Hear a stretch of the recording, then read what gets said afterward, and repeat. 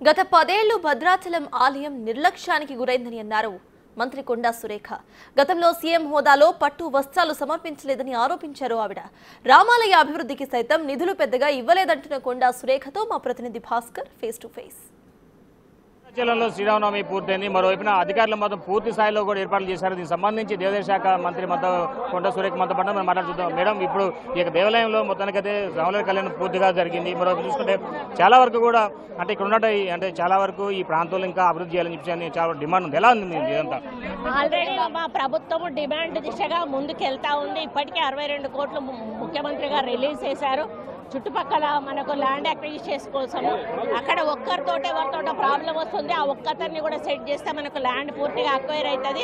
Already ఒక DPR కూడా prepare చేసాము. మాడవీధులు ఉండాలి, మంచి అభివృద్ధి జరగాలి. మనము యాదగిరి లక్ష్మీనరసింహస్వామి స్థాయిలో మనము ఈ గుడిని అభివృద్ధి చేయాలనేటువంటి ఆలోచనతోటి మేము ముందుకు వెళ్తామున్నాము. మరి అదేవిధంగా రాబోయే రోజుల్లో ఎంత ఖర్చు అయినా సరే ఇక్కడ మంచి భక్తులను ఆకర్షించాం. ఇప్పుడు మనకు 60 నుంచి 70 కోట్లు ఏమో వస్తూ ఉన్నాయి. దాన్ని 100 కోట్లు దాటే విధంగా మనము ఈ గుడిని డెవలప్ చేయాలి. ఎందుకంటే 100 కోట్లు దాటితే అది కూడా A168 టెంపుల్లోకి వస్తుంది, మనకు పాలక మండలి కూడా వర్తిస్తుంది. ఆ విధంగా ముందుకెళ్లాలనేది మా యొక్క ఉద్దేశం. అంటే గత 10 సంవత్సరాల నుంచి కూడా సీఎం హోదాలో ఈ యొక్క ప్రాంగణానికి వచ్చి కనీసం స్వామివారికి పట్టు వస్త్రం సమర్పించిన దాఖలాలు లేవు. కానీ ఇప్పుడు రాష్ట్ర ప్రజల తరఫున సీఎం రేవంత్ రెడ్డితో పాటుగా మరో మంత్రి బృందం మొత్తం కూడా చాలా వరకు ఎక్కడికి వచ్చేసి పట్టు వస్త్రాలు అంటే వారిని సమర్పించారు దేవదేవునికి. ఎలా అనిపిస్తుంది? దేవుడు మనకు అవకాశం ఇచ్చినప్పుడు దాన్ని మనం నిలబెట్టుకోవాలి. ముఖ్యమంత్రిగా తనకు అవకాశం ఇచ్చినప్పుడు ఏ రోజు కూడా ఏ కళ్యాణాలకు కూడా, ముఖ్యంగా రాముడు వారి కళ్యాణానికి ఏ ఒక్క రోజు కూడా ఆయన రాలేదు, పట్టు వస్త్రాలు సమర్పించలేదు. పోయినసారి మేము సమర్పిద్దామంటే మాకు ఎలక్షన్ కోడ్ వచ్చింది, కానీ మేము వచ్చి అటెండ్ అయ్యాము, సీఎం గారు రాలేదు.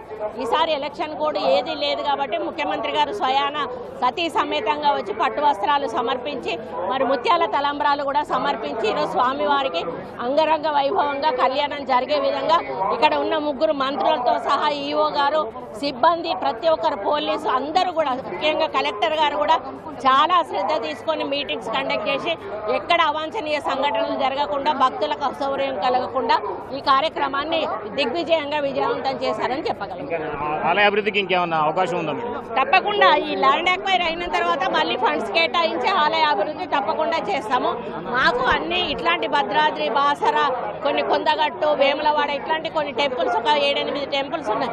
ఆ టెంపుల్స్ అన్నిటినీ కూడా, ఎందుకంటే మనకి ఏదైనా టెంపుల్ కావాలంటే ఆంధ్రాకి వెళ్ళాల్సిన పరిస్థితి, అట్లా కాకుండా సెలవు వచ్చింది అంటే ఇక్కడ ఏదో టెంపుల్కి దర్శించాలి అని ప్రజలు అనుకునే విధంగా అభివృద్ధి చేస్తారు. చూసుకోవచ్చు చాలా వరకు కూడా అంటే ఇతర టెంపుల్కి ఎలాగైతే దర్శనాలు చేస్తూ ఉంటారో అదే తరహాలో కూడా ఇక భద్రాచలంలో ఉన్నటువంటి ఈ యొక్క దేవస్థానాన్ని కూడా అభివృద్ధి చేసేందుకు కూడా తమ ప్రభుత్వం ముందుంది. మరోవైపున ఇప్పటికే అంటే మాడ వీధులు కావచ్చు, మరోవైపున భద్రాచలాన్ని రానున్న కాలం ఇంకా సుందరీకరణంగా తీర్చిదిద్దేందుకు తమ ప్రభుత్వం ముందడుగేస్తుంది. దానికి సంబంధించి చాలా వరకు కూడా ఇంకా అంటే ఇక్కడ ఉన్నటువంటి ప్రతి ఒక్క పెండింగ్ వర్క్ మొత్తం కూడా పూర్తి స్థాయిలో ప్రభుత్వం దృష్టి సారించి భక్తులకు ఇక్కడ సరైన సౌకర్యం అందించే విధంగా తమ ప్రభుత్వం ముందు చెప్తున్నారు.